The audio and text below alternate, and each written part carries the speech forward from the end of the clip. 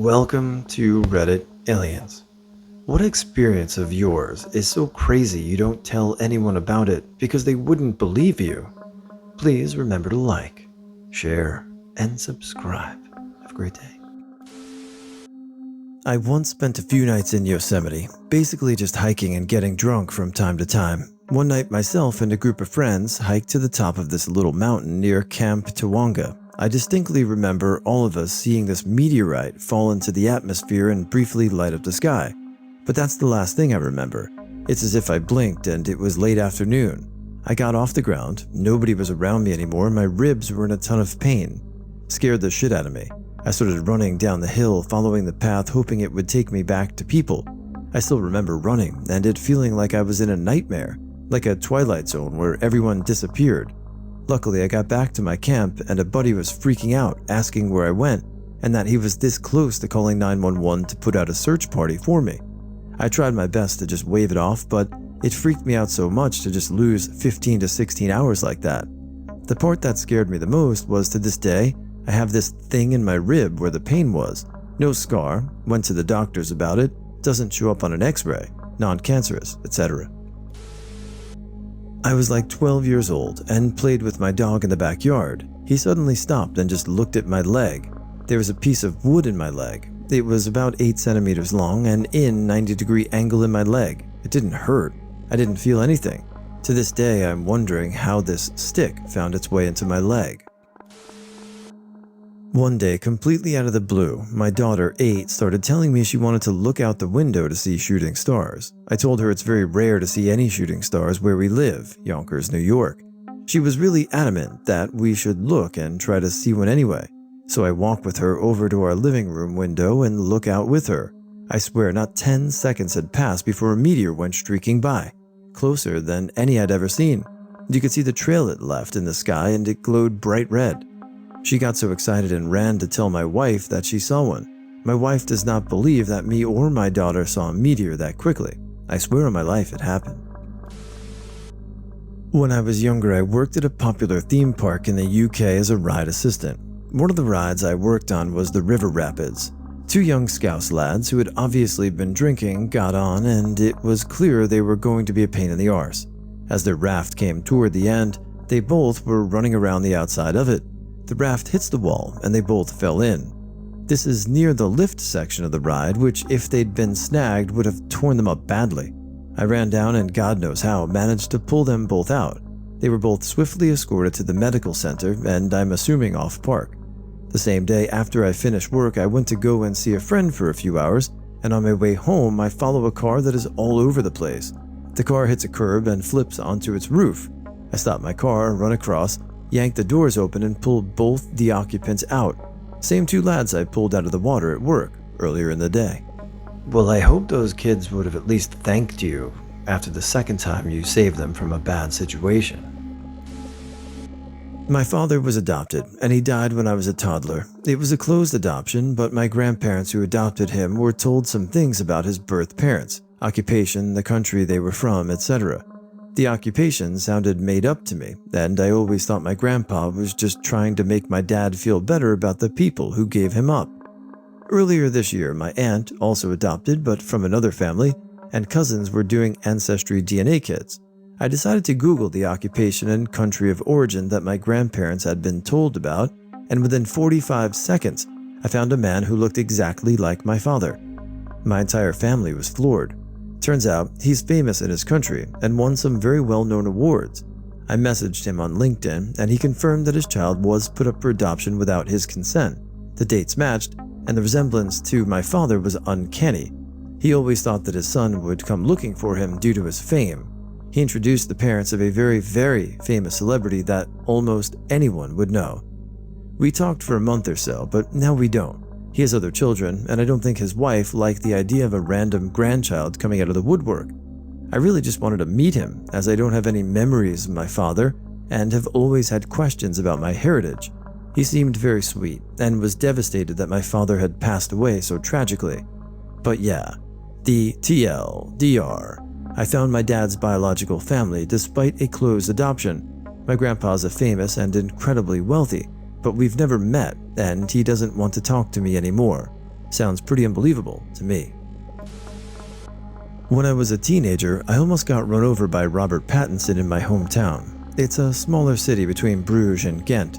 He was driving a Mercedes, probably on his way from Brussels to the hotel he was staying in on the coast. I'm 100% sure it was him. He was in Brussels for a premiere for the latest Twilight movie at the time. Only told my dad.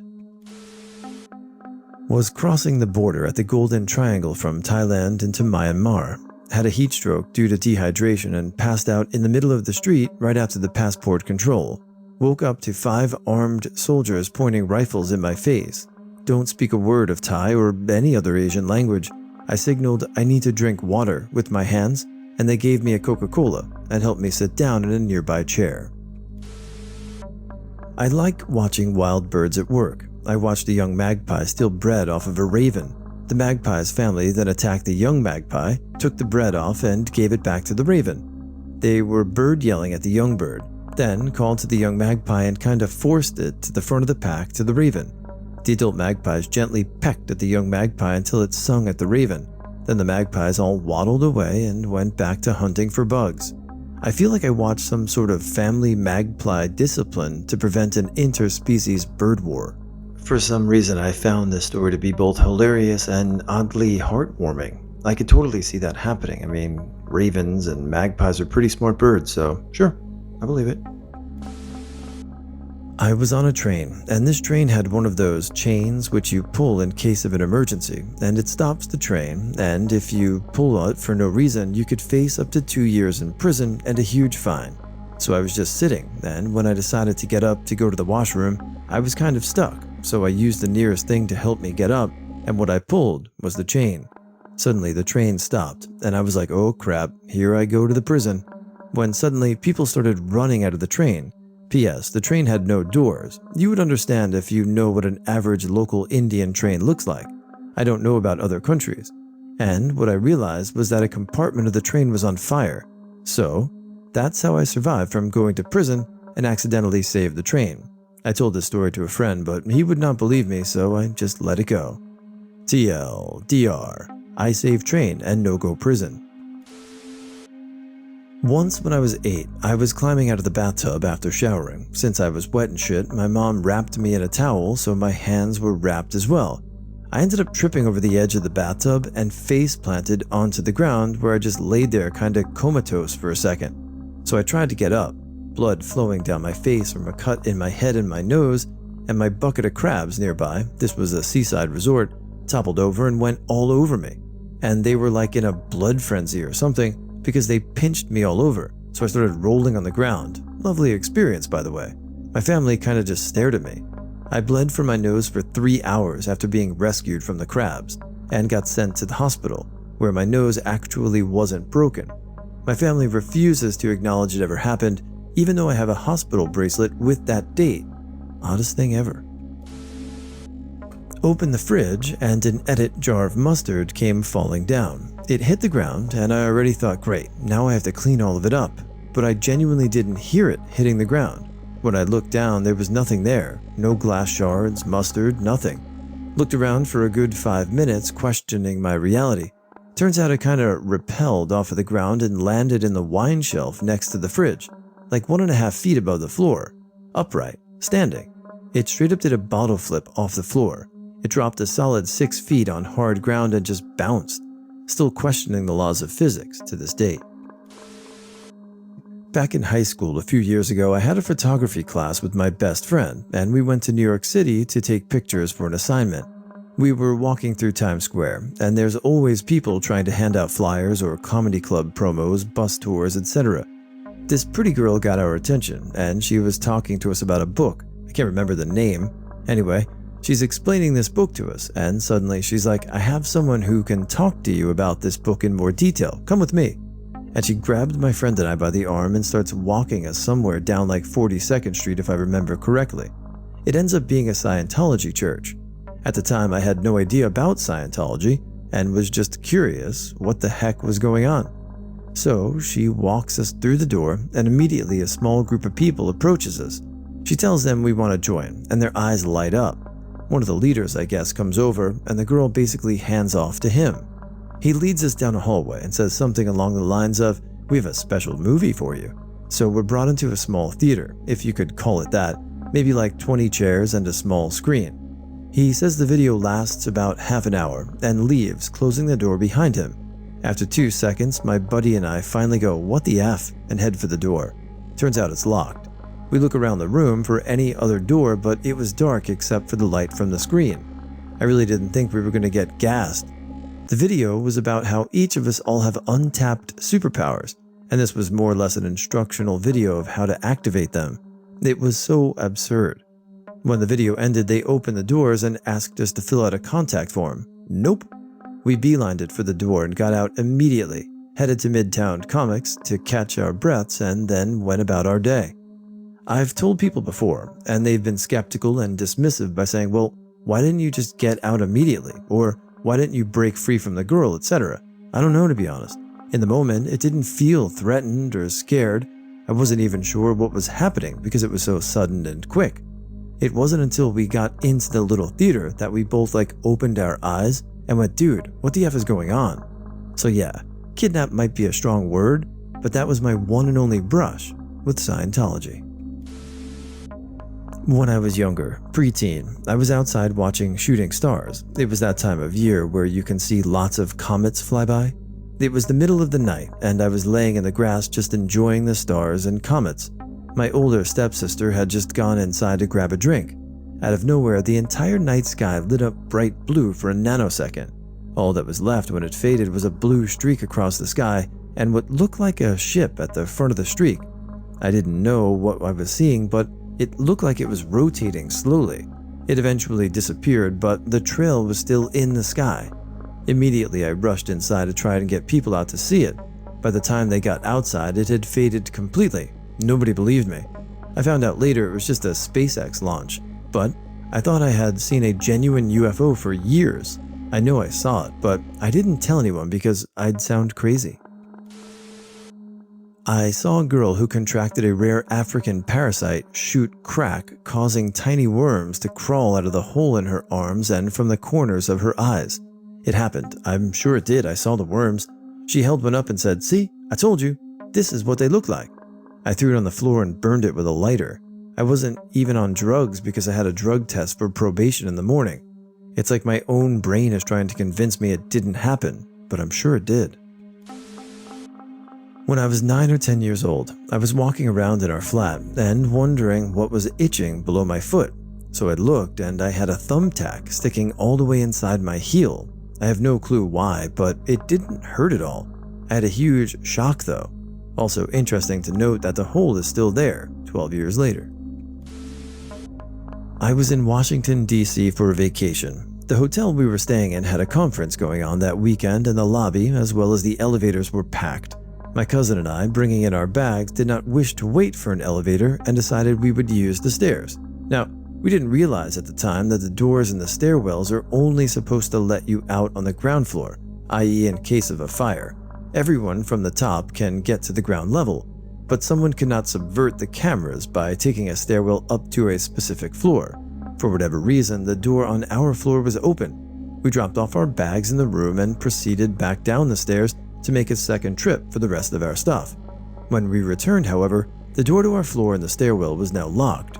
We went down floor by floor, trying each door with the same results. When we got to the bottom, even the ground floor door was locked.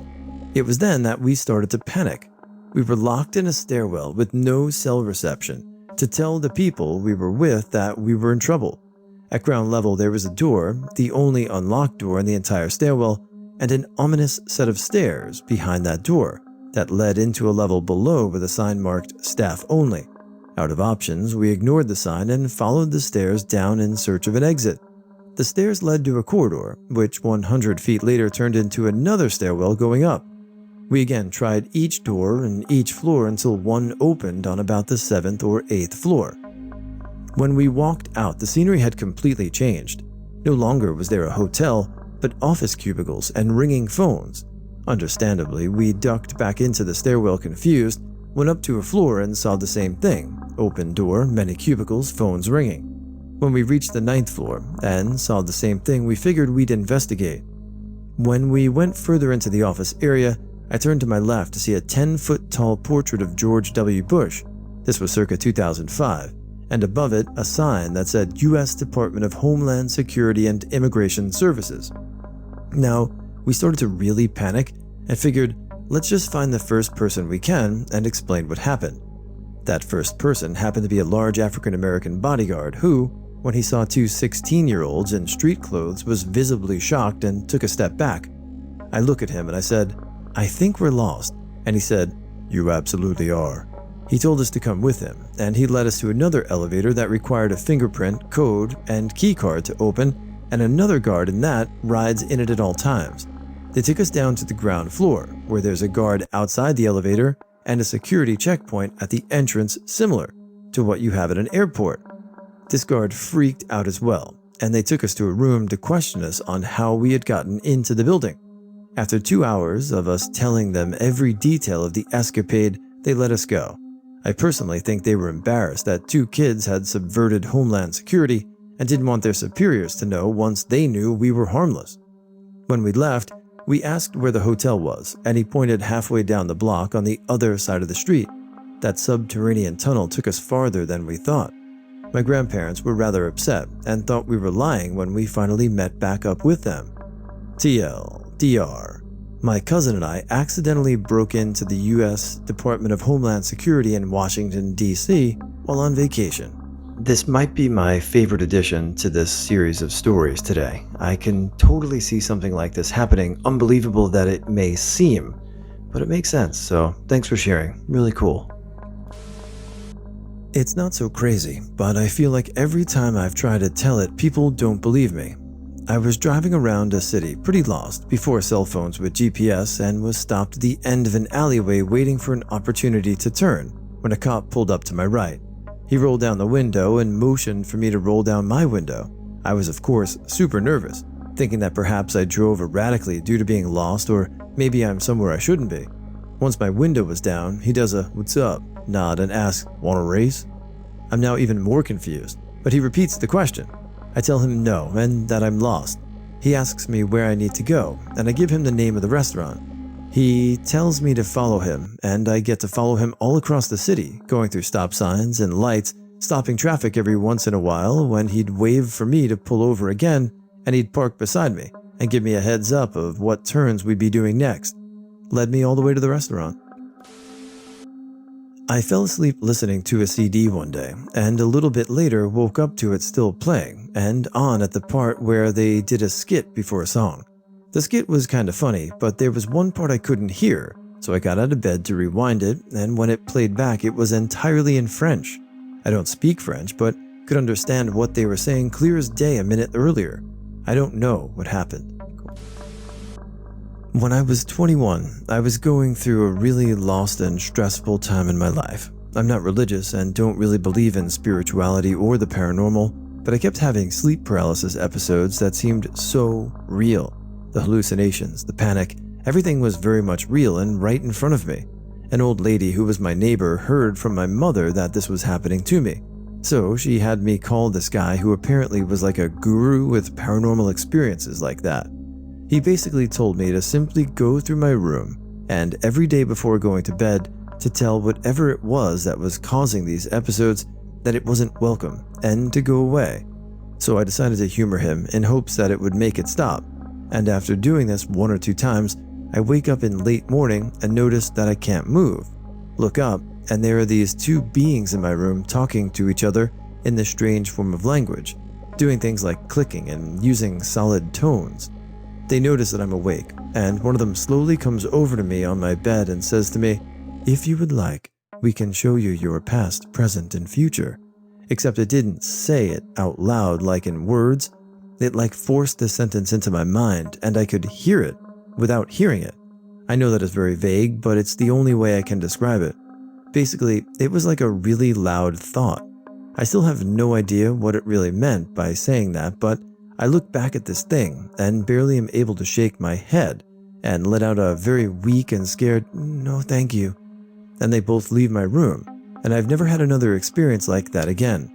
Still not convinced, it wasn't just a wild hallucination, but definitely a weird and interesting experience nonetheless, especially with how it hasn't ever happened to me since.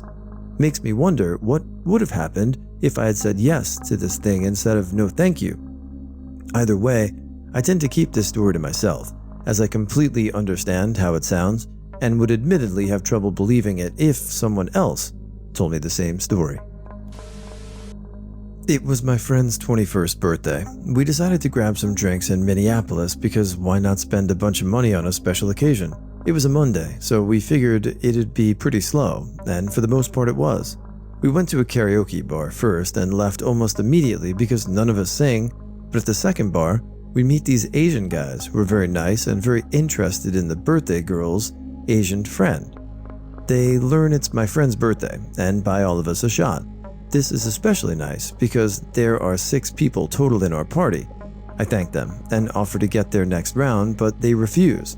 This was the first indicator that they were rather well-to-do. They proceed to get a few more rounds until the entire party, now a total of 8, is lit. That's when a good night turned great. One of our new party financiers mentions their favorite strip club nearby. Drunken partygoers like us could not refuse the invite, so off we go. The walk isn't far, and when we get to the bouncer before we're even asked for our IDs, the guy who suggested the venue change whips out a red card, and we're ushered as a group to a private lounge. All the women are topless, and the only service is bottle service. I quickly scan the menu and realize there isn't anything under $100 for sale. The 2 Asian guys, who by this time are obviously crazy rich, ask the server for some Patron Silver, and the birthday girl says, "F it, I'll have Johnny Walker Blue." Luckily, the party boys pay for the bottles. We have a few more drinks, everyone gets lap dances, and then the women start to dance on the stage. Our friends, ever trying to outdo their last act of charity, offers a massive wad of singles to toss to the women. We get front row seats and begin chucking wads of dollar bills at the dancers. All is going well. We're having a great time drinking and chatting with the workers until very suddenly, the birthday girl vomits and is rushed out of the club. We catch a bus back to our car and head home. The next morning, I've got a banger of a headache, and every pocket has singles stuffed in it, well over $100 still. Everyone in the party woke up to a similar scenario, and an amazing 21st birthday story. TLDR, 21st birthday party ended up getting financed by crazy rich Asians. On my first day of school, in I think social studies, I had a sudden feeling of content knowledge that I knew everyone. That kind of feeling you get when you've been there for a while, which didn't make any sense as it was the first day of school and I knew I didn't know any of these other kids. Then the feeling went away as I questioned it, and I shrugged it off. Until during the last week of school, in the same class, bored and ready to go, I suddenly felt mildly panicked that I didn't know anyone, as if this was the first day again. Then I remembered how I felt on the first day. I think I experienced a time swap.